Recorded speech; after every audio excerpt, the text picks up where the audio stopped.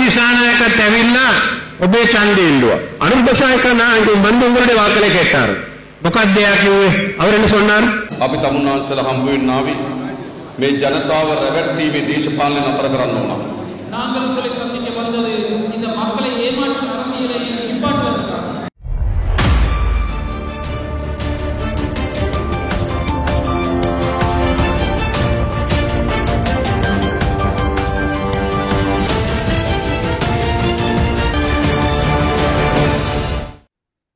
வணக்கம். செப்டம்பர் மாதம் 8ஆம் தேதி ஞாயிற்றுக்கிழமைக்குரிய செய்திகளோடு உங்களை இந்த அதிகாலை வேளையில் சந்திக்கிறேன். இலங்கை அரசியல் என்று வந்தால் அது நிச்சயமாக பழைய குப்பைகள் கிளறப்படும். அதுபோல மிக முக்கியமாக தனிப்பட்ட குற்றச்சாட்டுகள் அதிக அளவில் ஒருவர் மீது ஒருவர் சுமத்தப்படும். நாங்கள் என்ன செய்வோம் என்பதை தாண்டி முன்பு இருந்தவர்கள் என்ன செய்யவில்லை, இனி வரப்போகின்றவர்கள், அதாவது நீங்கள் எங்களுக்கு வாக்களிக்காமல் மற்றவர்களுக்கு வாக்களித்தால் என்ன நடக்கும் என்று பயமுறுத்துகின்ற விதமான அரசியல் இங்கே நடப்பது வழக்கம். பொதுவாக அரசியலை பொறுத்தவரையில் சாம தான தண்ட பேதத்தை பயன்படுத்த சொல்வார்கள். இங்கே பயன்படுத்துகின்ற விதங்களானது என்னென்ன விதத்தை பயன்படுத்துகின்றார்கள் என்பது நாங்கள் தேர்தல் பிரசார மேடைகளை பார்க்கும்போது எங்களுக்கே ஒரு பெரும் குழப்பமாக இருக்கும். ஆனால் இன்னொரு பக்கம் இந்த தேர்தல் மேடைகளில் திரளுகின்ற கூட்டத்தை வைத்து, பெருமளவில் திரளுகின்ற மக்களை வைத்து அது வாக்குகளாக மாறும் என்று சொல்லி ஊகிக்க முடியுமா என்ற கேள்வி பிரதானமான. இப்போது பல்வேறு கருத்து கணிப்புகள் வெளியாவதையும் அரசியல் ஆய்வாளர்கள் ஒவ்வொருவரும் தங்களுக்கு பிடித்த ஒழுங்கிலே இல்லாவிட்டால் தாங்கள் கணிக்கின்ற ஒழுங்கிலே இவர்தான் ஜனாதிபதி, இவர் 2ஆம் இடத்துக்கு வரக்கூடிய வாய்ப்பு இருக்கிறது, 50% வராமல் 2வது சுற்றுக்கு சென்றால் அங்கே விருப்பு வாக்கு தெரிவுகளுக்கு இந்த 2 பேர் தான் மோதிக்கொள்வார்கள் என்று தங்களது கணிப்புகளை பல பேர் சொல்லிக் கொண்டிருக்கிறார்கள். 3 பேருக்கிடையில் மோதல் என்பது எங்களுக்கு நிச்சயமாக தெரிகின்ற ஒரு விடயம். ரணில், அனுர, சஜித், இது வரிசையை நீங்கள் எப்படி வேண்டுமானாலும் போட்டுக்கொள்ளலாம். இந்த 3 பேருக்கிடையில் தான் பிரதானமான மோதல் அமைய போகிறது. இந்த 3 பேரும் தங்களுக்கிடையில் விமர்சனங்களை முன்வைக்கும் போது சஜித் பிரேமதாச ஒரேடியாக ஜனாதிபதி ரணில் விக்ரமசிங்கவையும் அனுரகுமார் திசாநாயக்கவையும் ஒரே கூட்டு என்று சொல்லி வர்ணித்து அவர்களை தாக்குகிறார். ஜனாதிபதி ரணில் விக்ரமசிங்க சஜித் பிரேமதாசவை ஒரு பக்கம் ஓரம் கட்டி வைத்துவிட்டு அனுரகுமார் திசாநாயக்க மீது தாக்குதலை தொடுக்கிறார். அனுரகுமார் திசாநாயக்க 2 பேரையும் கடுமையாக விமர்சிக்கிறார். ஆனால் அவருடைய விமர்சனங்களில் அதிகமாக இப்போது நடக்கின்ற ஆட்சியை பற்றியும் அந்த ஆட்சியில் இருக்கின்ற குறைகளை பற்றியும் சுட்டிக்காட்டிக் கொண்டிருக்கிறார். இந்த விடயங்கள் ஒரு பக்கம் இருக்க, தேர்தலில் நேரடியாக சம்பந்தப்படாத ஒரு கட்சி சகல பக்கமும் விமர்சனங்களை சந்தித்துக் கொண்டிருக்கிறது என்று சொன்னால் அது இலங்கை தமிழரசு கட்சி. நேற்றைய நாளில் ஜனாதிபதி ரணில் விக்ரமசிங்க மாவை சேனாதிராஜாவின் வீட்டுக்கு சென்றவரை சந்தித்தார் என்பது ஒரு பக்கம் இருக்க, தமிழரசு கட்சியிலே ஒரு பிரிவு ஜனாதிபதி ரணில் விக்ரமசிங்கவை சந்தித்து உரையாடி இருக்கிறது என்பது மேலதிகமாக இன்னும் ஒரு பிரச்சனையாக மாறியிருக்கிறது. அது பெரும் பிரச்சனையாக இருக்கிறதா, இல்லாவிட்டால் உள்ளே இருக்கின்ற பிளவுகளையும் இந்த டீல் அரசியல் என்ற விடயம் பற்றி பேசப்படும் போது அது சம்பந்தப்பட்ட விடயத்தை இது வெளிப்படுத்துகிறதா என்ற கேள்வி ஒரு பக்கம் இருக்கு. ஆனால் இன்றைய நாளில் இந்த செய்திகளில் நான் கொண்டு வந்திருக்கின்ற மிக முக்கியமான விடயம், அனுரகுமார் திசாநாயக்க கடந்த 5ஆம் தேதி யாழ்ப்பாணத்தில் ஆற்றிய உரையில் குறிப்பிட்ட ஒரு விடயம். அது நேற்று, அதாவது சனிக்கிழமை, ஜனாதிபதி ரணில் விக்ரமசிங்கவின் பிரசார மேடையில் ஒரு பேசு பொருளாக்கப்பட்டிருந்தது. பின்னர் ஊடகங்களில் அது வெளிப்படுத்தப்பட்டிருந்தது. ஐக்கிய தேசிய கட்சியின் பிரசாரங்களில், அதுபோல ஜனாதிபதி ரணிலோடு சேர்ந்தவர்களது பிரசாரங்களில் அது காவப்பட்டுக் கொண்டு செல்கிறது. அதை பற்றி சுமந்திரன் என்ன சொல்கிறார், இறுதியாக அனுரகுமார் திசாநாயக்கவின் தரப்பு இது பற்றி என்ன விளக்கம் கொடுக்கிறது, இதை பற்றி தான் இன்றைய நாளில் அலசப்போம். அதுக்கிடையில் சமூக வலைத்தளங்களில் பேசப்படுகின்ற ஒரு சில விடயங்களை பற்றியும் சுட்டிக்காட்டிவிட்டு போகலாம்.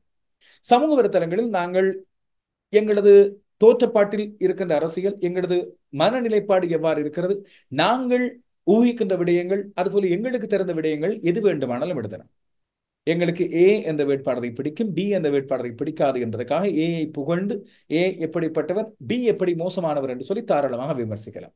ஆனால் இட்டுக்கட்டப்பட்ட விடயங்கள், அதுபோல வெறுப்பை ஊட்டக்கூடிய பிரசாரங்கள், பொய் பிரசாரங்கள் போன்றவற்றை சமூக வலைத்தளங்கள் மூலமாக தரவுகளாக கொண்டு வர முடியாது.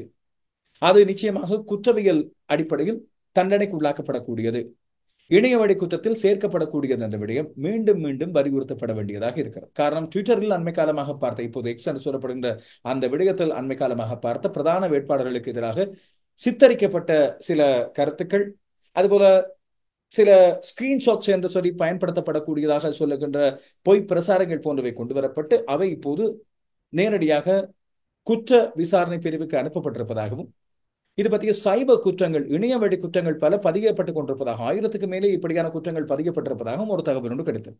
எனவே அந்த தகவலை உங்களோடு பகிர்ந்து கொண்டேன். இதிலே நீங்கள் யாரும் சம்பந்தப்பட்டு விடக் கூடாது என்பதற்காக ஒரு எச்சரிக்கையாக, ஒரு ஆலோசனையாக இந்த விடயத்தை கொண்டு வந்திருக்கிறது. இப்போது இன்றைய நாளில் இந்த செய்திகளுக்கு செல்வோம். ஜனாதிபதி ரணில் விக்ரமசிங்க நேற்று சனிக்கிழமை யாழ்ப்பாணத்தில் இடம்பெற்ற 2 பிரசார கூட்டங்களின் போது, குறிப்பாக சங்கிலியன் பூங்கா கூட்டத்தின் போது ஒரு முக்கியமான விடயத்தை சொன்னார். அனுரகுமார் திசாநாயக்க தான் யாழ்ப்பாணத்திலே வைத்து ஆற்றிய உரைக்காக தமிழ் மக்களை இனவாத அடிப்படையில் குற்றம் சுமத்தியதற்காக மன்னிப்பு கூற வேண்டும் என்று சொல்லி குறிப்பிட்டிருந்தார். அதுபோல தென் பிராந்திய மக்களை, சிங்கள மக்களை தவறுதலாக சித்தரித்ததற்காகவும் அவர் இந்த மன்னிப்பு கூற வேண்டும் என்று சொல்லி குறிப்பிட்டிருந்தார்.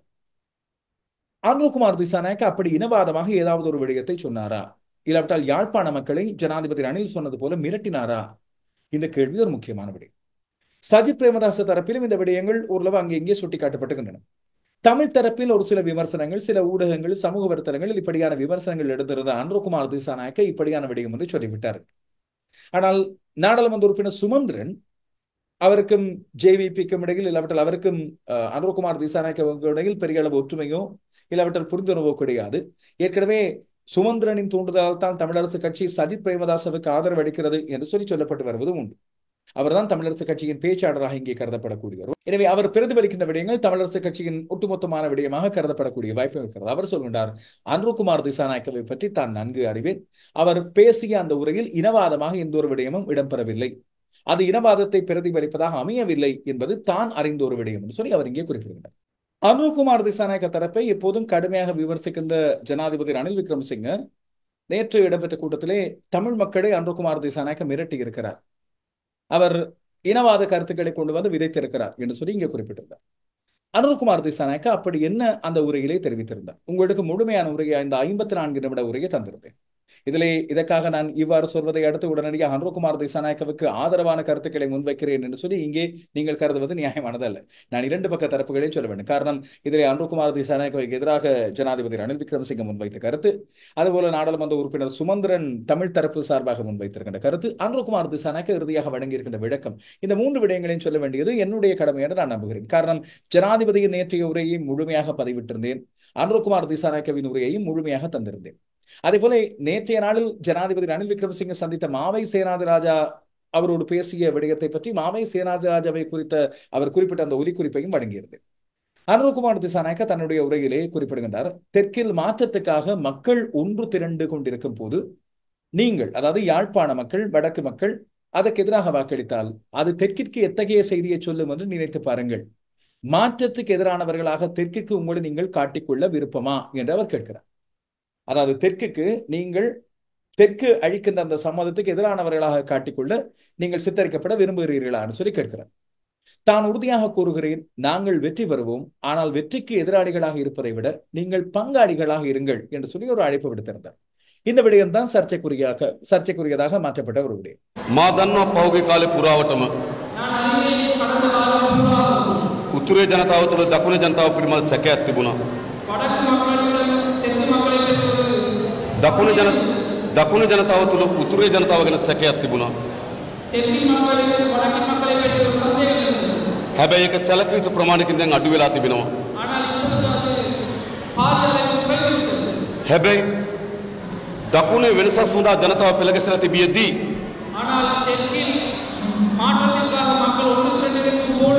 ඒ වෙනසට එරෙහි වන්නම් බව පත් වුණොත් කුමන මනෝභාවයක් දකුණේ ජනතාව තුළ ස්ථාපිත වේද කියලා හිතන්න. ඒ වෙනසට එරෙහි වූවන් ලෙස, ඒ වෙනසට විරුද්ධ වූවන් ලෙස යාපනය හඳුන්වන්නක ඔබ කැමතිද? උතුර හඳුන්වන්නකට ඔබ කැමතිද?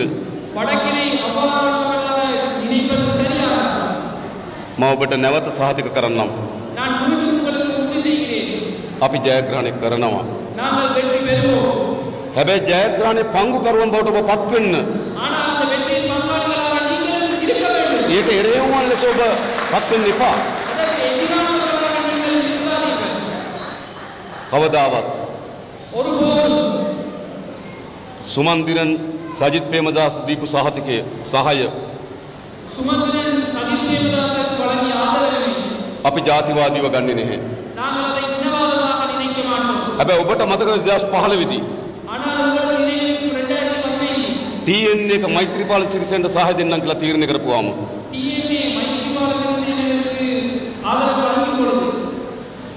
අද සජිත්ගේ ජාතික සංවිධායක 37 නායක මහින්ද ගාවට ගියා. இப்பொழுது சஜித்தினுடைய தேசிய அமைப்பாளர் திசாத்தநாயக மஹிந்த பக்கத்தில் சென்றார். මහින්ද ගාවට ගියා සම්බන්ධ සහ මෛත්‍රී අතර රහස් කිවිසුමක් ඇති වුණා කියලා කිවිසුමක් හැදුවා. அவர் காங்கிரஸிற்கு சம்பந்தம் மைத்திரிக்கு இடையே ஒரு ரகசிய ஒப்பந்தம் வைத்தார். හොර කිවිසුමක් හැදුවා. හොර කිවිසුමක් හැදුවා.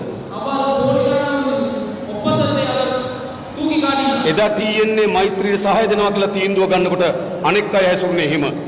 அன்று டிஎன்ஏ மைத்திரிக்கு ஆதரவளிப்பது மற்றவர்கள் செயல்பட்டது அவ்வாறு. කූට ලේඛන හැදුවා. அவர்கள் பொய்யான හොර කිවිසුම් හැදුවා. ஒப்பந்தங்களை உருவாக்கினார். මෛත්‍රීපාල රට පාවා දීමට மைத்திரி நாட்டை காட்டிக் கொடுக்கிறார். TNA එකත් එක්ක එකඟ වුණා කියලා කූට ලේඛන හැදුවා. அவர் நாட்டை காட்டிக் கொடுக்க டிஎன்ஏ ஒப்பந்தத்தை ඒ 37 නායක போலியான ஒப்பந்தங்களை உருவாக்கினார். අද සජිත්ගේ ප්‍රධානී அந்த திசாத்தநாயக இன்று சஜித்தின் தேசிய அமைப்பாளர். හැබැයි අපි ஆனால் நாங்கள் සුමන්ද්‍රන් සහ සජිත් අතර රහස් කිවිසුමක් තිබ්බා කියලා අපි කියන්නේ නෑ කොතනකවත්. நாங்கள் சுமந்திரன் சஜித்தின் இடையே ஒரு ரகசிய ஒப்பந்தம் இருப்பதாக එහෙම ජාතිවාදී ප්‍රවේශයකට අපි වැටෙන්නේ. அவ்வாறு விவாத நூல்களை நாங்கள் ஒருவரும் பேச மாட்டோம். இதிலே நாங்கள் ஒரு பக்கம் இதை மிரட்டலாகவும் எடுத்துக்கொள்ளலாம், இல்லாவிட்டால் ஒரு அழைப்பாகவும் கொண்டு வரலாம். நான் உங்களது வாக்கை நம்பி அல்ல, தெற்கில் எனக்கு வாக்கு இருக்கிறது, அந்த வாக்கிலே நான் வென்று விட்டு போகிறேன், உங்களது ஆதரவு எனக்கு தேவையில்லை என்று உதாசீனப்படுத்தியதாக முன்பு கோட்டாபய ராஜபக்ச மஹிந்த ராஜபக்ச தரப்பு முன்பு இப்படியான விடயங்களை சொன்னது. அப்படியாக இதை எடுத்துக்கொள்ளலாம். இல்லை, தெற்கோடு இணங்கி செல்வோம், நீங்கள் வெற்றிகளோடு பங்காளிகளாக வாருங்கள், உங்களுக்கு நான் அழைப்பை விடுக்கிறேன், நீங்கள் என்னை வெறுக்கிறீர்கள் என்று சொல்லி எனக்கு தெரியும், இல்லாவிட்டால் என்னை ஏற்றுக்கொள்ள மாட்டீர்கள் என்று சொல்லி தெரியும், என்னோடு சேர்ந்து கொள்ளுங்கள் என்று ஜனநாயக அடிப்படையில் அழைப்பதாக எடுத்துக்கொள்ளலாம்.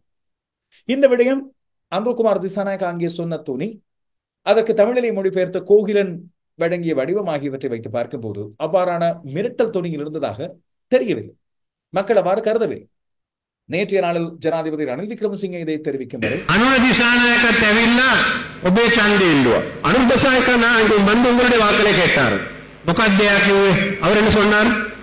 හැබැයි දකුණේ වෙනසක් සඳහා ජනතාව පෙළ ගැසිලා තිබියදී ඒ වෙනසට එහෙරි වන්ට බවට ඔබ පත් වුණොත් කුමන මනෝභාවයක් දකුණේ ජනතාව තුළ ස්ථාපිත වේදයි සිතන්න. அனுகுமார் வந்து சொன்னார், தெற்கிலே இருக்கின்ற மக்களுக்கு வெற்றியீட்டுவதற்கு தயாராக இருக்கின்றார்கள். அப்படி இருக்கும் பொழுது அவர்களுடைய இந்த மனோநிலைமை மாறினால் எவ்வாறான வித்தியாசம் ஏற்படுமோ தெரியாது. ඒ වෙනසට හේතුවන් ලෙස, ඒ වෙනසට විරුද්ධ වූවන් ලෙස යාපනයේ හඳුන්වන්නට ඔබ කැමතිද? அந்த மாற்றத்துக்கு எதிரானவர்கள் என்று யாழ்ப்பாணத்தை அறிமுகம் செய்வதற்கு நீங்கள் விரும்புகின்றீர்களா? உத்தர හඳුන්වන්නට ඔබ කැමතිද? வடக்கை அவ்வாறு அறிமுகம் செய்வதற்கு நீங்கள் விரும்புகின்றீர்களா? நான் ඔබට නැවත සාතික කරන්නම්. நான் உங்களுக்கு மீண்டும் உறுதிப்படுத்துகின்றேன். අපි ජයග්‍රහණය කරනවා. நாங்கள் வெற்றி கொள்கின்றோம். හැබැයි ජයග්‍රහණය පංගුකරුවන් බවට ඔබ පත් වෙන්න ඕනේ. அந்த வெற்றியினுடைய பங்குதாரர்களாக நீங்கள் மாற வேண்டும். ඊට එරෙහිව ලෙස ඔබ පත් වෙන්න එපා කවදාත්. அவருக்கு எதிரானவர்களாக நீங்கள் ஒருபோதும் மாற வேண்டாம். මේ කියන්නේ අනුර දිසානායක යාපනයේ ජනතාවට තර්ජනය කරනවා. மற்ற ඡන්දය දුන්නේ නැත්නම් බලාගනින් කියනවා. இப்படி சொல்லி அனுர திசாநாயக்க என்பவர்கள் யாழ்ப்பாணத்து மக்களுக்கு அச்சுறுத்தல் விடுக்கின்றார். எனக்கு வாக்களிக்காவிட்டால் நாங்கள் பார்த்துக் கொள்வோம் என்று. ஏகமாக ஹெனா දකිනවා. இதை நான் நிராகரிக்கின்றேன். අපි 2010 ජනාධිපති වෙන්න මෙහි ආවා. நாங்கள் 2010 ஆண்டு ஜனாதிபதி தேர்தலுக்கு இங்கே வந்தோம். මේ ජනතාවට අපි කිව්වා பொன்சேகாට ඡන්දය දෙන්න කියලා. நாங்கள் இந்த மக்களுக்கு நாங்கள் சொன்னோம் பொன்சேகா அவர்களுக்கு வாக்களிக்கும்படி. මේ ජනතාව பொன்சேகாට ඡන්දය දුන්නා. இதற்கு பொன்சேகா அவர்களுக்கு வாக்களித்தீர்கள். දකුණු ජනතාව මහින්ද රාජපක්ෂට ඡන්දය දුන්නා. தென்பிரதேச மக்கள் மஹிந்த ராஜபக்சக்கு வாக்களித்தார்கள். දකුණු ජනතාව උගලට ගැහුවද? தென்பிரதேச மக்கள் உங்களை தாக்கினார்களா? முකුත් සිදුුනේ නැහැ. ஒன்றும் நடைபெறவில்லை. ඒ වගේම ගියා. அவ்வாறே நாடு சென்றது. அந்திம டக்ளஸ் தேவானந்தன் எமதியோ முකුත් දුන්නා. அது டக்ளஸ் தேவானந்தனுக்கு ஒரு அமைச்சு பதவி கொடுக்கப்பட்டது. තව මොනවද කරන්නේ? வேற என்ன செய்வது? 2015 මොකද සිදුුනේ? 2015 ஆண்டு என்ன நடந்தது? අපි ඔක්කොම කිව්වා දෙන්න කියන ඡන්දේ மைத்ரிபால சிறிசேனට. நாங்கள் எல்லோரும் சொன்னோம் வாக்களிக்கப்பட்ட மைத்ரிபால சிறிசேனவுக்கு. දකුණේ ජනතාව දුන්න මහින්ද රාජපක්ෂ. தென்பிரதேச மக்கள் கொடுத்தார்கள் மஹிந்த ராஜபக்சவுக்கு. අපි දෙන්න நாங்கள் வெற்றி கொண்டோம். ඉතින් කවුරුත් දුන්නේ නැහැ. யாரும் ஒன்று நடக்கவில்லையே. 2019 මොකක්ද දුන්නේ? 2019 என்ன நடந்தது? යාපනයේ දුන්න සජිත් ප්‍රේමදාසට. யாழ்ப்பாணத்தில் உள்ளவர்கள் சஜித் பிரேமதாசுக்கு கொடுத்தார்கள். சிங்கள මිනිස්සු දුන්න ගෝඨාභයට. சிங்கள மக்கள் கோட்டாபேக்கு கொடுத்தார்கள். கோட்டாபே ஹமுதா වරගෙන ආවේ නෑ මෙහාට. கோட்டாபே அரசா இராணுவத்தை எடுத்துக்கொண்டு யாழ்ப்பாணத்துக்கு வரவில்லையே. හැම වෙලේම මේ ප්‍රතිඵලය අපි පිළිඅරගෙන තියෙනවා. நாங்கள் அந்த பெறுபேறுகளை ஏற்றுக்கொண்டிருக்கின்றோம். ඉස්සර ඔයගොල්ලෝ ஃபெடரல் பක්ෂයට දෙනවා අපි මෙහෙන් දෙනවා අපේ පක්ෂවලට. நீங்கள் முன்பு பெடரல் கட்சி கொடுத்தீர்கள், நாங்கள் எமது கட்சிகளுக்கு இங்கே கொடுத்தோம். அண்ணா திசாநாயக்க ඇවිල්ලා තර්ජනය කරන්නේ. අනු දිසානායක வந்து எப்படி உங்களுக்கு அச்சுறுத்துவார்? அண்ணா திசாநாயக்க දිවන්නේ නැහැ. මම සාතික කරන්නේ. அண்ணா திசாநாயக்க வெட்டிக்கொள்வதில்லை. நான் சான்றிதழ் படுத்துகின்றேன், உறுதிப்படுத்துகின்றேன். දකුණේ මිනිස්සුත් බය කරන්න හදනවා. அவர் தென்பிரதேச மக்களையும் அச்சுறுத்த பார்க்கின்றார். උතුරේ මිනිස්සුත් බය කරන්න හදනවා. வடக்கு மக்களையும் அச்சுறுத்த பார்க்கின்றார். ජනතා විමුක්ති පෙරමුණේ ස්ටයිල් එකට. அதுதான் ஜனதா ஜேவிபியுடைய கொள்கை. அதுதான் ඒ කාලේ චිට් දුන්නානේ.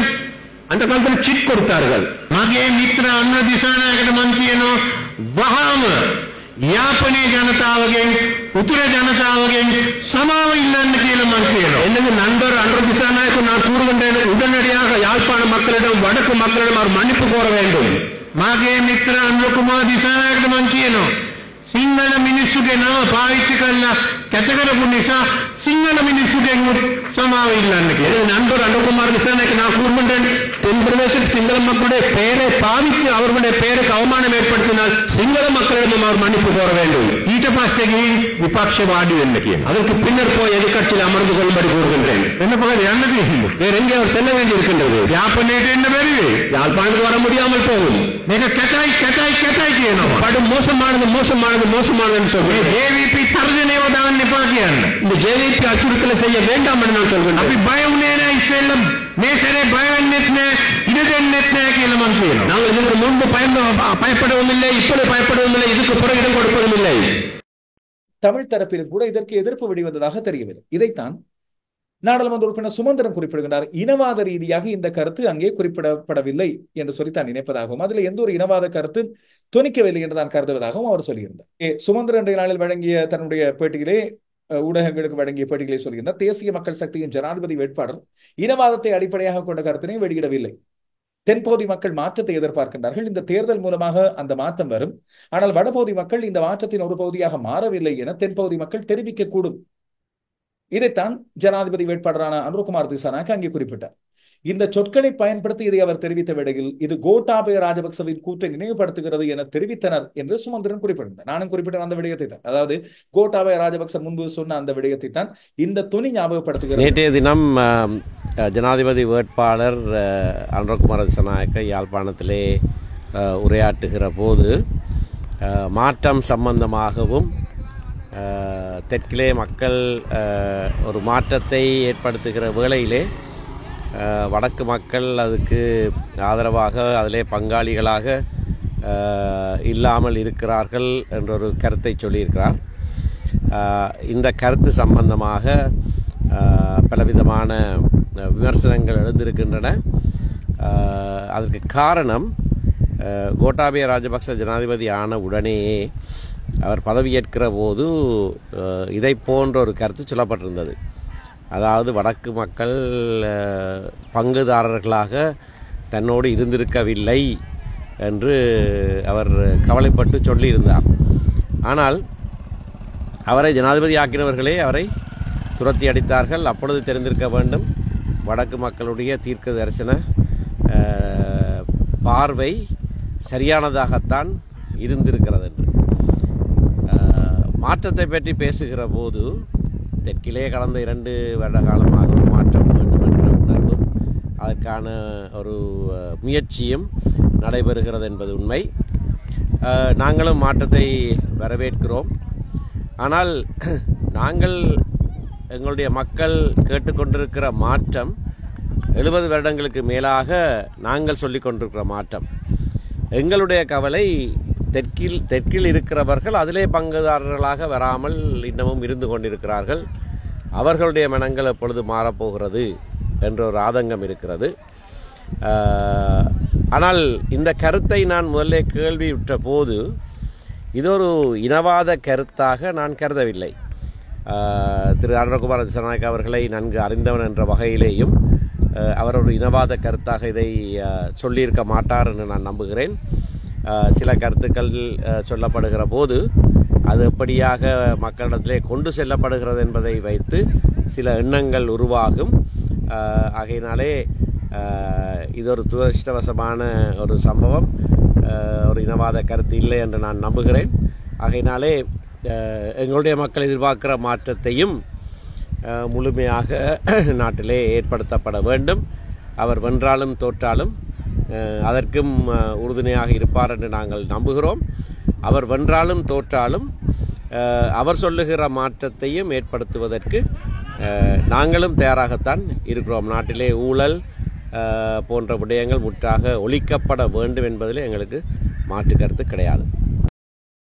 அதோடு அவர் சொல்லுகிற விடயம், ஜனாதிபதி ரணில் விக்ரமசிங்க தெற்கு மக்களின் மனோபாவம் எவ்வாறு இருக்கும் என்று சொல்லி அவர் வடக்கு மக்களை மிரட்டுவது போல தெரிகிறது. ஜேவிபி மக்களை அச்சுறுத்துகிறது. அனுராவுக்கு வெற்றி பெற்ற அனுபவம் கிடையாது, அவர் வெல்வதற்கான சாத்தியமும் இல்லை, வடக்கு மக்களின் சட்ட ரீதியான பாதுகாப்பை தாம் உறுதிப்படுத்துவோம் என்று மக்களை தனக்கு வாக்களிக்குமாறு இங்கே கோருகிறார். அனுரகுமார் திசாநாயக்க அச்சுறுத்தியதை இட்டு வெட்கப்பட வேண்டும் ஜேவிபியினர். அதுபோல அவர் இதற்காக வடமக்களிடம் மன்னிப்பு கேட்பதோடு, வடக்கு மக்களிடம் மன்னிப்பு கேட்பதோடு சிங்கள மக்களை இதற்கு பயன்படுத்திக் கொண்டதால் அவர்களிடமும் மன்னிப்பு கேட்க வேண்டும், மக்களுக்கு வாக்களிக்கும் உரிமை இருக்கிறது என்று சொல்லி இதை சித்தரித்திருக்கின்றார். இப்போது அனுரகுமார் திசாநாயக்க இது பற்றி சொல்லும் போது, தான் யாழ்ப்பாணத்தில் ஆற்றிய உரையை பற்றி தானே மீண்டும் தெளிவுபடுத்த வேண்டிய தேவை கிடையாது. இந்த விமர்சனங்களுக்கு நாடாளுமன்ற உறுப்பினர் எம் ஏ சுமந்திரன் ஏற்கனவே தகுந்த பதிலை வெளியிட்டிருக்கின்றார். ஜனாதிபதி ரணில் விக்ரமசிங்கவுக்கு தான் பதிலளிக்க வேண்டியதில்லை, இனவாதத்தை ஜனாதிபதி தான் கிளறி இருக்கின்றார். எனவே ரணில் விக்ரமசிங்கவை ஒட்டுமொத்த மக்களிடம் மன்னிப்பு கோர வேண்டும் என்று அனுரகுமார் திசாநாயக்க சிம்பிளாக முடித்து விட்டார். அவர் ஏற்கனவே சுகவீனம் காரணமாக அவர் ஓய்வெடுக்க வேண்டும் என்ற மருத்துவ ஆலோசனை காரணமாக இப்போது நடக்கின்ற பேரணிகளில் அவர் பங்கு பெற்றவில்லை. இப்படி இருக்கும்போது நாங்கள் ஒரு பொதுப்படையான பார்வையை பார்க்க வேண்டும். ஒரு பக்கம் அனுரகுமார் திசாநாயக்க மற்றும் ஜேவிபி மீது இனவாத பூச்சி எப்போதும் இருந்து கொண்டே இருக்கிறது. ஒரு சந்தேக பார்வை அநேகமான மக்களுக்கு இருக்கிறது. இம்முறை அது கொஞ்சம் கொஞ்சமாக விடுபட்டு போகிறது. அவர் வடக்கு கிழக்கு நோக்கிய அவருடைய நகர்வுகளின் போது மக்களது ஆதரவு ஓரளவு இருப்பதை பார்க்கிறோம். இன்று ஜனாதிபதி ரணில் விக்ரமசிங்க நேற்று வடக்குக்கு பிறகு இந்த கிழக்கு மாகாணத்துக்கு போயிருந்தார். மட்டக்களப்பு, காத்தான்குடி போன்ற இடங்களில் பல்வேறு இடங்களில் அவர் கூட்டங்களை நடத்தியதோடு மக்களோடு பேசியிருந்தார். பள்ளிவாசல்களுக்கு விஜயம் செய்திருந்தார். வாகரை, காத்தான்குடி போன்ற பிரதேசங்களில் அவ்வாறு சுற்றுலா தலங்களாக மாற்றப்படுவது, அங்கே அடிப்படை பிரச்சனைகளை எவ்வாறு தீர்க்கப்படுவது போன்ற பல்வேறு விடயங்களை பற்றி சொல்லியிருக்கிறார். அது ஒரு பக்கம் இருக்கட்டும். இப்படி இருக்கும்போது ஜனாதிபதி ரணில் விக்ரமசிங்க முதலில் தெரிவித்ததற்கு பிறகு சஜித் பிரேமதாஸ் ஆதரவாளர்கள் மற்றும் தமிழ் அரசியல் கட்சிகள் ஒரு சிலரின் குரல்களும் இப்போது அனுரகுமார் திசாநாயக்கவுக்கு எதிராக இங்கே எழுந்திருக்கின்றன. இந்த இடத்திலே அனுரகுமார் திசாநாயக்க இதுவரைக்கும் எங்களுக்கு தெளிவான தீர்வு ஒன்றை கொடுக்கவில்லை. 13வது திருத்தம், சமஷ்டி போன்ற விடயங்களை பற்றி அவர் பேசவில்லை. நாங்கள் மஹிந்த ராஜபக்ச, கோட்டாபய ராஜபக்ச ஆகிய ஆட்சியாளர்களிடம் இந்த விடயங்கள் பற்றி எந்த ஒரு தீர்வும் இருக்காது, தமிழ் மக்களுக்கு ஆதரவான நிலைப்பாடு எடுக்கப்படாது என்று நாங்கள் நம்புவதை போல இவரிடமும் அதை எதிர்பார்க்க முடியாது. நான் முன்பு இருந்து என்னுடைய செய்திகளில் அழுத்தம் திருத்தமாக இதை கொண்டு வந்திருக்கிறேன்.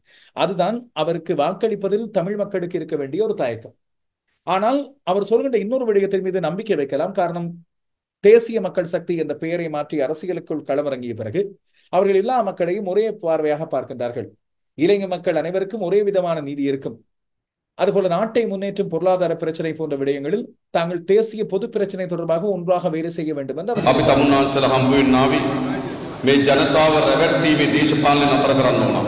நாங்கள் உங்களை சந்திக்க வந்தது இந்த மக்களை ஏமாற்றும் அரசியலை நிப்பாட்டுவதற்காக. செப்டம்பர் மாதம் 21 ලංකාවේ මේ රැවටීමේ දේශපාලන තිත තියන්න පුළුවන්. இந்த செப்டம்பர் மாதம் 21ஆம் தேதி இலங்கையில் இந்த ஏமாற்று அரசியலுக்கான முற்றுப்புள்ளியை நாங்கள் அமைப்போம். අපේ රට විශාල සමාජ වෙනසක් අවශ්‍යයි. எங்களுடைய நாட்டிற்கு மாபெரும் ஒரு சமூக மாற்றம் தேவை. දේශපාලන වෙනසක් අවශ්‍යයි. அரசியல் மாற்றம் ஒன்று தேவை. ආර්ථික වෙනසක් අවශ්‍යයි. பொருளாதார மாற்றம் ஒன்று தேவை. අද රටේ බහුතර ජනතාවක් මේ වෙනස් කිරීම වෙනුවෙන් පිණි හිටිනවා. இன்று இந்த நாட்டின் பெரும்பான்மை மக்கள் இந்த மாற்றத்தையே பிரதிநிதித்துவப்படுத்துகிறார்கள். යාපනයේ ජනතාව තීන්දුවක් ගත යුතුයි. ஆகவே யாழ் பகுதி மக்கள் ஒரு தீர்மானத்தை எடுக்க வேண்டும். වෙනස් කිරීම සඳහා පිණි හිටින ජාතික ජන බලවේගය තෝරනවද? පැරණි ගමනම යන සජිත් හෝ රනිල් තෝරනවද? மாற்றத்தை பிரதிநிதித்துவப்படுத்தும் தேசிய மக்கள் சக்தியை தேர்ந்தெடுப்பதா அல்ல பழைய பயணத்தையே தொடரும் ரணில் அல்லது சஜித்தை தேர்ந்தெடுப்பதா என்பதை தீர்மானிக்க வேண்டும். මොකද තෝරන්නේ? நீங்கள் எதை தீர்மானிக்க போகிறீர்கள்? පරණ ගමනද අලුත් ගමනද? பழைய பாதையினையா அல்லது புதிய பாதையினையா? இதிலேயும் எங்களுக்கு ஒரு விமர்சனம் இருக்கிறது. குறிப்பாக எல்லா மக்களும் ஒருமித்தவர்கள் கிடையாது, எல்லோருக்கும் ஒரே விதமான பிரச்சனைகள் இல்லை. சிங்கள மக்களுக்கு இருக்கின்ற பிரச்சனைகளை விட தமிழ் மக்களுக்கு ஏராளமான பிரச்சனைகள் இருக்கின்றன. வேறு விதமான பிரச்சனைகள், இன்னும் தீர்க்கப்படாத 70 ஆண்டுகள் பிரச்சனை இருக்கின்றன. முஸ்லிம் மக்களுக்கும் அதே போன்ற பிரச்சனைகள் இருக்கின்றன. மலையக மக்களுக்கு அதை தாண்டிய பிரச்சனைகளும் இருக்கின்றன. எனவே எல்லோருக்கும் ஒரே விதமான ஆட்சி முறை இங்கே இருக்காது. அவருக்கு அந்தந்த தீர்வுகள் வழங்கப்பட வேண்டும் என்று இங்கே சொல்லும் போது அனுர்குமார் திசாநாயக் ஆற்றிய இந்த உரையை மட்டும் வைத்துக் கொண்டு ஒரு பக்கம் அவரை இனவாத பூச்சி பூசி அவரை ஒரு நிற பூச்சிக்கு கொண்டு வந்து தனியாக தள்ளி வைப்பது என்பது தவறானது. அதைத்தான் இங்கே தெளிவுபடுத்த இந்த விடயங்களை கொண்டு வந்திருந்தேன். ஆனால் இந்த பிரசாரங்கள் இன்னும் தொடரப் போகின்றன. இன்னும் பல விடயங்கள் முன்வைக்கப்பட போகின்றன. இதில் ஐக்கிய தேசிய கட்சியில் இந்த நாளில் இடம்பெற்ற அவர்களது தலைமைச் செயலகத்தில் இடம்பெற்ற ஸ்ரீகோட்டாவில் இடம்பெற்ற கூட்டத்தில் இன்னொரு பேச்சாளர் குறிப்பிடுகிறார், தலிபான் ஆட்சியை விட மோசமாக இருக்கும் ஜேவிபி ஆட்சிக்கு வந்தார். அவர்கள் நாட்டை பொருளாதாரத்தின் அடிப்படையிலும் ஜனநாயகத்தின் அடிப்படையிலும் ஒரு மூலையில் தள்ளிவிடுவார்கள் போன்ற விமர்சனங்கள் கூட இப்பொழுது முன்வைக்கப்படுகின்றன. இந்த சூழ்நிலையில் இன்னும் ஒரு விடயத்தையும் இங்கே சுட்டிக்காட்ட வேண்டும். ஜனாதிபதி ரணில் விக்ரமசிங்க இன்றைய நாளில் மட்டக்களப்பில் பங்கேற்ற பிரசார கூட்டத்தின் போது ஒரு பரபரப்பு ஏற்பட்டுகிறது. கிரான் கோரக்கள்ளிமடவில் இடம்பெற்ற இந்த கூட்டத்தின் போது தேர்தல் பிரசார கூட்டத்தில் ஜனாதிபதி வருகை தரவிருந்த வேளையில் அவர் வருவதற்கு முதல் சோதனை நடவடிக்கையில் போலீசார் ஈடுபட்டிருந்த வேளையில் இளைஞர் ஒருவர் துப்பாக்கி ரவையோடு கைது செய்யப்பட்டதாக செய்திகள் தெரிவிக்கின்றன. 22 வயதான கடற்றொழிலாளர் ஒருவர், அவரது சொந்த இடம் வாகரை அம்பந்தனா வெளி என்று சொல்லி சொல்லப்படுகிறது, அவர்தான் கைது செய்யப்பட்டிருக்கிறார். இவர் இப்போது போலீசாரினால் மேலதிக விசாரணைகளுக்கு அழைத்து செல்லப்படுகிறார். இவர் எங்கிருந்து வந்தார், அழைத்து வரப்பட்டாரா, தானாக வந்தாரா என்று பல்வேறு கேள்விகள். காரணம், இதனால் ராஜாங்க அமைச்சர் சதாசிவம் வியாழேந்திரன் தேர்தல் பிரசார கூட்டத்தை ஏற்பாடு செய்த வேளையில் கிரான் கோரக்கள்ளிமட விளையாட்டு மைதானத்தில் ஏற்பாடு செய்யப்பட்ட இந்த கூட்டத்துக்கு மாவட்டத்தின் பல்வேறு இடங்களிலிருந்து கட்சி ஆதரவாளர்களால் இந்த கூட்டத்துக்கு பங்கு பெற்றுவதற்காக மக்கள் வாகனங்களில் அழைத்து வரப்பட்டிருந்தார்கள். எனவே இவரும் வாகரை பிரதேசத்திலிருந்து அழைத்து வரப்பட்டவர் என்றும் இவரது பின்னணி என்ன என்பது குறித்து போலீசார் ஆராய்ந்து வருவதாக சொல்லப்படுகிறது. இதுவேளை ஜனாதிபதி ரணில் விக்ரமசிங்கவின் நேற்றைய யாழ்ப்பாண விஜயம் பல்வேறு பரபரப்புகளை ஒரு பக்கம் தோற்றுவித்திருக்கிறது. மாவை சேனாதிராஜாவை அவரது வீட்டிலே சென்று சந்தித்த பரபரப்பு ஒரு பக்கம் அடங்கு முதலில் அதற்கு பிறகு ஒரு செய்தி ஒன்று வெளியாகி இருந்தது. தமிழரசு கட்சியின் இன்னும் ஒரு பிரிவு ஜனாதிபதி ரணில் விக்ரமசிங்கவை தனியார் விடுதி ஒன்றில் சந்தித்து கலந்துரையாடி இருப்பதாக. இந்த பிரிவு யார் என்று சொல்லி பார்த்தால், கடந்த நாடாளுமன்ற தேர்தலில் இலங்கை தமிழரசு கட்சி சார்பாக போட்டியிட்ட சசிகலா ரவிராஜ், அதுபோல இப்போது புதிய சுதந்திரன் பத்திரிகை நடத்தி வருகின்ற அகிலன் முத்துக்குமாரசாமி, முன்னாள் பிரதேச சபை உறுப்பினர்களான மயூரன், சுதர்சன், இவர்களோடு இலங்கை தமிழரசு கட்சியின் தலைவர் மாவை சேனாதிராஜாவின் மகன் கலையமுதனும் கலந்து கொண்டிருக்கிறார். குணாளன் என்பவரும் இந்த கூட்டத்தில் கலந்து கொண்டிருக்கிறார். இவர்கள் இந்த சந்திப்பின் போது பிரதேச அபிவிருத்தி தொடர்பாக விரிவான பேச்சுக்களில் ஈடுபட்டதாகவும் சாவகச்சேரியை தனியான பிரதேச செயலக பிரிவாக பிரிப்பது குறித்து கோரிக்கை மனு ஒன்றை சமர்ப்பித்திருப்பதாகவும் தெரிகிறது. ஏற்கனவே இலங்கை தமிழரசு கட்சி சஜித் பிரேமதாசவுக்கு ஆதரவு அளிப்பது என்று முடிவெடுத்திருக்கிறது. வருகின்ற 14ஆம் தேதி தனியான மத்திய குழு கூட்டம் ஒன்று கூட்டப்படும், அதிலே அதிருப்திகள் பகிரப்படும் என்று சொல்லப்படுகிறது. CVK சிவஞானம் மீண்டும் ஒரு அறிவித்தலை கொடுத்திருக்கின்றார். முடிவெடுத்ததுதான் மத்திய குழு எடுத்த முடிவுதான் இறுதியானது என்று சொல்லி குறிப்பிடுகிறார். மாவை சேனாதிராஜா நேற்றைய நாளில் குழப்பத்தின் மத்தியில் ரணில் விக்ரமசிங்க வெல்ல வேண்டும் என்று குறிப்பிடுகிறார். இப்படி இருக்கும்போது அவரது மகன் கலையமுதன் சஜித் பிரேமதாசோடு சேர்ந்து செயற்படுகிறார் என்ற செய்திகள் வெளியாகி இருக்கும் நிலையில் அவர் தன்னுடைய குழுவோடு சேர்ந்து ரணிலோடு தனியாக பேசியிருக்கின்றார். எனவே இது ஒரு பரபரப்பை ஒரு பக்கம் தோற்றுவித்திருப்பதோடு தமிழரசு கட்சிக்குள் எத்தனை குழுக்கள், எத்தனை பிரிவுகள், இவர்கள் என்ன முடிவெடுக்கப் போகிறார்கள், மாவை சேனாதிராஜா இவர்களை கட்டுப்படுத்துவதில்லையா போன்ற பல்வேறு விமர்சனங்களை பார்க்கிறோம். அதுவும் ரணில் விக்ரமசிங்க பின்னிலையில் இருக்கின்ற நேரத்தில் இப்போது அவருக்கு ஆதரவு தெரிவித்து இந்த விடயத்தில் தமிழரசு கட்சி தன்னுடைய பெயரை கெடுத்துக் கொள்ளப் போகிறது என்ற விமர்சனங்கள் ஒரு பக்கம் இருக்க, சஜித் பிரேமதாசாவுக்கு ஆதரவு அளிக்கின்ற குழு ஒரு பக்கம், ரணில் விக்ரமசிங்கவுக்கு ஆதரவு அளிக்கின்ற குழு ஒரு பக்கம், அதுபோல இந்த நேரத்தில் தான் மாவை சேனாதிராஜா அப்படியாக இருந்தால் முன்பு தான் தமிழ் பொது வேட்பாளரான அரியநேத்திரனுக்கு தான் தனிப்பட்ட முறையில் ஆதரவு என்று குறிப்பிட்டது உண்மையானதா இல்லையா என்ற பல்வேறு கேள்விகள் இப்பொழுது எழுப்பப்படுகின்றன. இப்படி இருக்கின்ற சூழ்நிலையில் யாழ்ப்பாணத்தில் இன்றைய நாளிலும் இந்த தேர்தலை புறக்கணிக்குமாறு பல்வேறு பிரசார கூட்டங்கள் ஏற்பாடு செய்யப்பட்டன. தமிழ் தேசிய மக்கள் முன்னணி தொடர்ச்சியாக இந்த பிரசாரங்களை ஏற்பாடு செய்து வருகிறது. இன்று பிற்பகல் வேளையில் யாழ்ப்பாண நாவற்குழி பகுதியில் தமிழ் தேசிய மக்கள் முன்னணி இந்த புறக்கணிப்பு விடயங்களுக்கான பிரசாரங்களை கொண்டு வந்திருந்தது. அந்த நேரத்தில் தமிழ் தேசிய மக்கள் முன்னணியின் பொதுச் செயலாளரும் நாடாளுமன்ற உறுப்பினருமான கஜேந்திரன், தமிழ் தேசிய மக்கள் முன்னணியின் உறுப்பினர்கள் ஆகியோர் துண்டு பிரசுரங்களை வழங்கி தங்களுடைய நிலைப்பாட்டுகளை வெளிப்படுத்தி இந்த தேர்தல் ஏன் புறக்கணிக்கப்பட வேண்டியது என்று சொல்லி இந்த கோரிக்கைகளை எழுப்பியிருந்தார்கள். இதேவேளையிலே தேர்தல் சம்பந்தமான துண்டு பிரசுரங்களை விநியோகிப்பது தொடர்பாக தேர்தல் ஆணைக்குழு விடுத்திருக்கின்ற அறிவித்தல் முக்கியமான ஒன்று. ஜனாதிபதி தேர்தலின் போது தேர்தல் வேட்பாளர்களின் துண்டு பிரசுரங்களை விநியோகிப்பதற்காக அதிகபட்சம் 5 பேர் மாத்திரமே வீடுகளுக்கு செல்ல முடியும் என தேர்தல்கள் ஆணைக்குழு தெரிவித்திருக்கிறது. இது தொடர்பாக அனைத்து அரசியல் கட்சிகளுக்கும் அறிவிக்கப்பட்டுள்ளதாக ஆணைக்குழுவின் தலைவரான RLM ரத்நாயக்க தெரிவித்திருக்கிறார். வாக்காளர் அட்டைகள் விநியோகிக்கும் பணிகள் இன்றைய நாளிலும் விசேட பணிகளாக முன்னெடுக்கப்பட்டன. இன்று சிறப்பு பணிகள் மேற்கொள்ளப்பட்டன. வருகின்ற 11, 12, 13, 14ஆம் தேதிகளிலும் வாக்காளர் விநியோக நடவடிக்கைகள் மும்முரப்படுத்தப்படும் என்று சொல்லி தேர்தல்கள் ஆணைக்குழு அறிவிக்கிறது. அதேவேளை இன்றைய தினம் ஞாயிற்றுக்கிழமை என்ற போதிலும் விசேட தினமாக அறிவித்து துரித கதியில் வாக்காளர் அட்டை விநியோகிக்கப்படுகின்ற சேவைகள் ஈடுபடுத்தப்பட்டது. இந்த நேரத்தில் தான் துண்டு பிரசுரங்கள் குறித்த அறிவித்தலும் இப்பொழுது வெளியிடப்படுகிறது. இது பற்றி ரோந்து செல்கின்ற போலீசார் விசேட கவனம் செலுத்துவார்கள் என்று தேர்தல் ஆணைக்குழு அறிவித்திருக்கிறது. அதுபோல வருகின்ற 14ஆம் தேதிக்கு பிறகு வீடுகளுக்கு சென்று வாக்காளர் அட்டைகளை விநியோகிக்கும் பணிகள் இடைநிறுத்தப்படும் என்று தேர்தல்கள் ஆணைக்குழு அறிவித்திருக்கிறது. அதற்கு முதல் அனைத்தும் கொடுத்து முடித்து விடலாம் என்றுதான் அவர்கள் குறிப்பிடுகின்றார்கள். இந்த குறித்த தேதிக்குள் வாக்காளர் அட்டைகளை பெற்றுக்கொள்ளாத வாக்காளர்கள் வருகின்ற 18, 19 மற்றும் 20ஆம் தேதிகளில் தங்களது பகுதிகளுக்கு பொறுப்பான அஞ்சல் அலுவலகத்துக்கு சென்று தங்களது அடையாள அட்டையை காண்பித்து வாக்காளர் அட்டையை பெற்றுக்கொள்ள முடியும் என்று சொல்லி பிரதி அஞ்சல் அதிபர் ராஜித கே ரணசிங்க இந்த நாளில் ஊடகங்களுக்கு அறிவித்திருக்கிறார். இதே போல பரீட்சைகள் ஆணையாளர் நாயகம் ஒரு முக்கியமான வேண்டுகோள் ஒன்றை முன்வைத்திருக்கின்றார். தேர்தல் சம்பந்தப்பட்ட பேரணிகளை நடத்த வேண்டாம். வருகின்ற 15ஆம் தேதி புலமை பரிசில் பரீட்சை 5ஆம் ஆண்டுக்கான புலமை பரிசில் பரீட்சை நாடளாவிய ரீதியில் இடம்பெறுகிறது. காலை 9:30 முதல் 12:15 வரை இந்த பரீட்சைகள் இடம்பெறுவதால் அன்று பிற்பகல் வேளை வரை எந்த ஒரு தேர்தல் பேரணிகளையும் கட்சிகளில் நடத்த வேண்டாம் என்று அவர் வேண்டுகோள் ஒன்றை முன்வைத்திருக்கிறார்.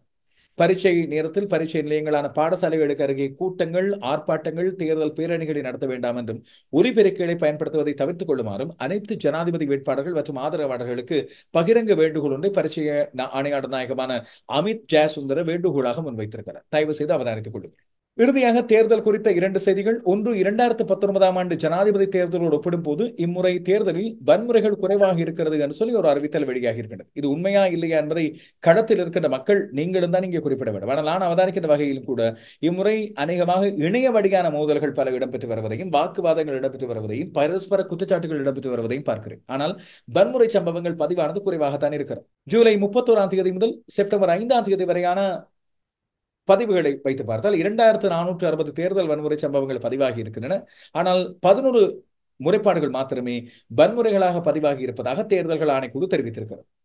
எனவே இந்த வன்முறைகளில் குறைந்த அளவு சம்பவங்கள் தான் பதிவாகி இருப்பதாகவும், பெரிய அளவு ஆட்கள் மீதான தாக்குதல்கள், அதுபோல காயங்களை ஏற்படுத்துதல் போன்ற செயற்பாடுகள் இடம்பெறவில்லை என்று அறிவிக்கப்படுகிறது. இப்போது வருகின்ற செய்தி இன்னொரு முக்கியமான செய்தி.